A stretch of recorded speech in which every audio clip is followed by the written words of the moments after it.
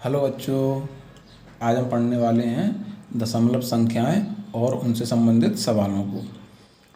चलिए, यदि आप मेरे चैनल पर नए हैं तो सबसे पहले चैनल को सब्सक्राइब कर लीजिए। आपको एक प्रश्न दिखाई दे रहा होगा, आपको इस प्रश्न को हल करना है और इसका आंसर कमेंट बॉक्स में टाइप करना है। चलिए, आप जल्दी से जल्दी हल कीजिए और आंसर कमेंट बॉक्स में टाइप कीजिए। चलिए, आपने आंसर कमेंट बॉक्स में टाइप कर दिया होगा। अब हम देखते हैं इस प्रश्न को किस प्रकार से हल करना है। ये बहुत ही सरल सवाल है, आशा करता हूँ आप सभी को यह प्रश्न आता होगा। चलिए, मैं आप हल करके बताता हूँ। देखिए, ऐसे प्रश्नों को हल करने से पहले हमें क्या है, हमें यह बताया है कि यहाँ पर 4 दशमलव संख्याएं दी हैं। इन सभी का हमें क्या करना है, योग यानी कि जोड़ ज्ञात करना है। चलिए, हम इनको किस प्रकार से लिखते हैं। देखिए, पहले हमें क्या दिया है, 7.7। अगली संख्या हमें क्या दिया है, 7.77।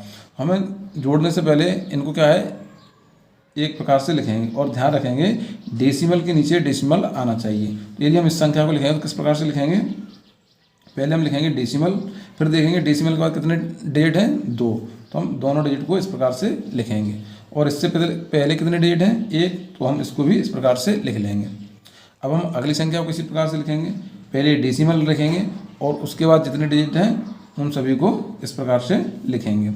और आगे कितने डिजिट हैं, फिर से हम उन सभी को लिखेंगे। तो आगे भी इसमें 1 है।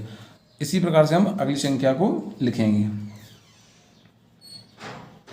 अब हम क्या करेंगे बच्चों, यहाँ देखेंगे हम, यहाँ कितने डिजिट हैं बच्चों, 4। बाकी इसमें कितने हैं, 1, इसमें 2 हैं, इसमें 3 हैं। तो सभी को हम क्या कर लेंगे बच्चों, बराबर कर लेंगे। देखिए, इस प्रकार से हम 0 बढ़ा लेंगे तो हम देखेंगे इस संख्या में भी अब 4 डिजिट हो गए हैं, इसमें भी पीछे 4 डिजिट हो गए हैं डेसिमल के बाद, इसमें भी डेसिमल के बाद कितने डिजिट हैं बच्चों, 4।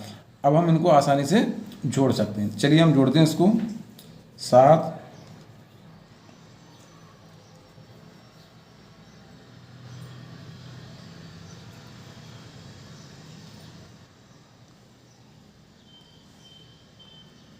देखिए, हमने इसको यहाँ जोड़ लिया है। तो बच्चों कितना आंसर आया यहाँ पर, 31.0247। तो देखिए बच्चों, यह कौन से ऑप्शन में है बच्चों, ऑप्शन क्रमांक डी में यह दिया हुआ है। तो इस प्रश्न का आंसर क्या होगा बच्चों, ऑप्शन क्रमांक डी। आपने इसको हल कर लिया होगा। चलिए बच्चों, हम अगला प्रश्न देखते हैं। देखिए, यहाँ पर लिखा हुआ है 4.75 गुणा 0.7 बराबर 3.325। यानी इन दोनों संख्याओं के जब मल्टीप्लाई यानी गुणा करें तो कितना आंसर आएगा बच्चों, 3.325।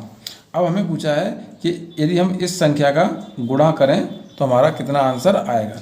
चलिए बच्चों, हमें यहाँ पर क्या करना है, इनका गुणा नहीं करना है। हम देखेंगे कि ये संख्या और यह संख्या और ये वाली संख्या और यह संख्या क्या है, समान है। सिर्फ इन संख्याओं में दशमलव का अंतर है। तो हम देखेंगे यहाँ पर कितने अंक बाद डेसिमल लगाए बच्चों, 1 और 2 और 1 है, यानी 3 अंक बाद डेसिमल लगाए। तो यहाँ पर भी 3 अंक बाद डेसिमल लगाए।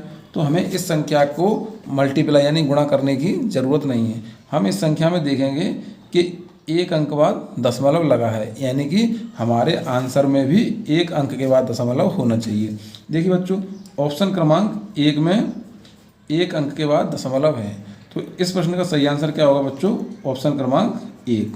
अब आपको समझ में आ गया होगा कि प्रश्न को किस प्रकार से हल करना है। यानी इस प्रश्न में हमें गुणा करने की आवश्यकता नहीं है।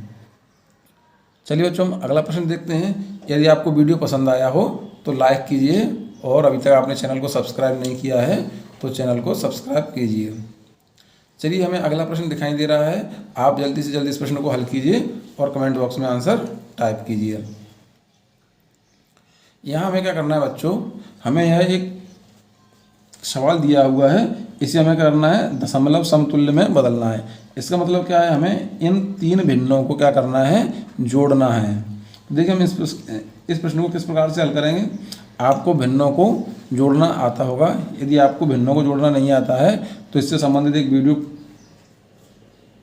डाला है मैंने, उसको आप देख लीजिए।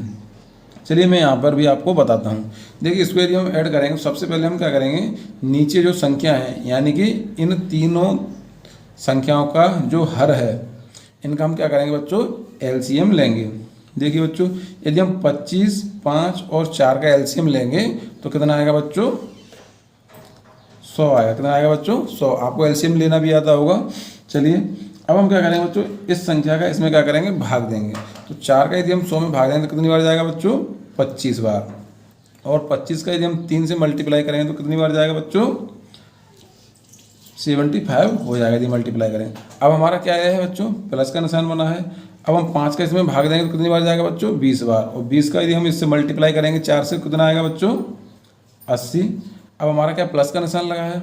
यदि हम 25 का 100 में भाग देंगे तो कितने बार जाएगा बच्चों? 4 बार। और 4 का यदि हम 8 से मल्टीप्लाई करेंगे यानी गुणा करेंगे तो कितना आएगा बच्चों? 32। अब हम क्या करेंगे, इन तीनों संख्याओं को ऐड करेंगे। यदि हम इन संख्याओं को ऐड करेंगे तो बच्चों कितना आएगा? 187। और नीचे क्या लिखा है बच्चों? 100। अब हम यहाँ पर एक ट्रिक देख लेते हैं बच्चों। यदि इस प्रकार से संख्या लिखी है जैसे 3, 5, 3, 2 और यहाँ पर यदि डेसिमल लगा है, यदि हमें डेसिमल हटाना है तो देखेंगे हम कितने अंक बाद डेसिमल लगा है बच्चों? 1 और 2। तो यानी नीचे कितना होना चाहिए बच्चों? 100। डेसिमल हटाने के लिए हम क्या करें बच्चों? नीचे 2 जीरो होना चाहिए। यदि डेसिमल यहाँ पर होता यानी कि 1, 2, 3 अंक बाद डेसिमल होता और यदि हम डेसिमल को हटाते तो बच्चों में क्या करना चाहिए था? 3 अंक होना चाहिए था, यानी 3 जीरो नीचे होना चाहिए थे। इसी प्रकार से यदि हम यहाँ देखेंगे संख्या लिखिए 2, 3, 4, 5 और बटे में क्या लिखा हुआ है? 100। यदि हम नीचे से 100 का भाग देंगे मान लीजिए तो हमें दिख रहा है कि यहाँ नीचे कितनी जीरो हैं? 2। तो हम समझेंगे बच्चों, यहाँ पर क्या समझेंगे बच्चों कि 2 अंक बाद दशमलव होना चाहिए। यानी हम 100 का भाग देंगे तो दशमलव कहाँ आ जाएगी बच्चों? 2 अंक बाद दशमलव आ जाएगी। मेरा कहने का मतलब तात्पर्य है बच्चों, यदि हम यहाँ 100 का भाग देंगे तो हमें भाग देने की ज़रूरत नहीं है। जितने नीचे जीरो होंगे उतने ही अंक बाद ऊपर हम दशमलव लगा देंगे। तो इसका आंसर यदि हम 100 का भाग दें तो बच्चों क्या आएगा? 1.87। यही हमारा क्या है? आंसर। यदि हम 100 का इसमें भाग दें तो कितना आएगा? 1.287। क्योंकि नीचे 2 जीरो हैं तो दशमलव भी कहाँ आएगा बच्चों? 2 अंक बाद दशमलव आएगा। तो देखिए बच्चों हमारा कौन सा आंसर होगा? देखिए यहाँ पर लिखा है 1.87।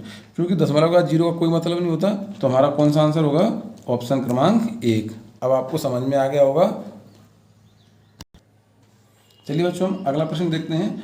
यहाँ पर दिया है 3.65 इंटू 0.5 बराबर 1.825।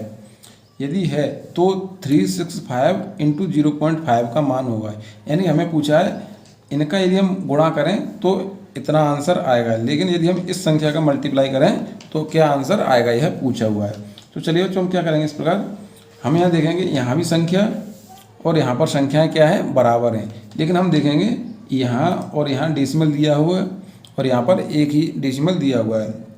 तो हम क्या करेंगे बच्चों, यहाँ देखिए 1, 2 और 3 अंक बाद डेसिमल दिया हुआ है। यहाँ पर भी 3 अंक बाद डेसिमल दिया हुआ है। देखिए 1, 2, 3। तो हमें यदि इस संख्या का मल्टीप्लाई करना है बच्चों, हम क्या करेंगे, इस संख्या में क्या है? 1 अंक बाद डेसिमल है। तो हमारा क्या होना चाहिए? इस संख्या में 1 अंक बाद डेसिमल होना चाहिए, वही हमारा आंसर होगा। तो देखिए संख्या में ऑप्शन क्रमांक 1 में 1 अंक के बाद दशमलव है। तो इस प्रश्न का सही आंसर क्या होगा बच्चों? ऑप्शन क्रमांक ए, क्योंकि यहाँ पर भी 1 अंक के बाद दशमलव है और यहाँ पर भी 1 अंक के बाद दशमलव है। हमें इस संख्या का मल्टीप्लाई करने की आवश्यकता नहीं है।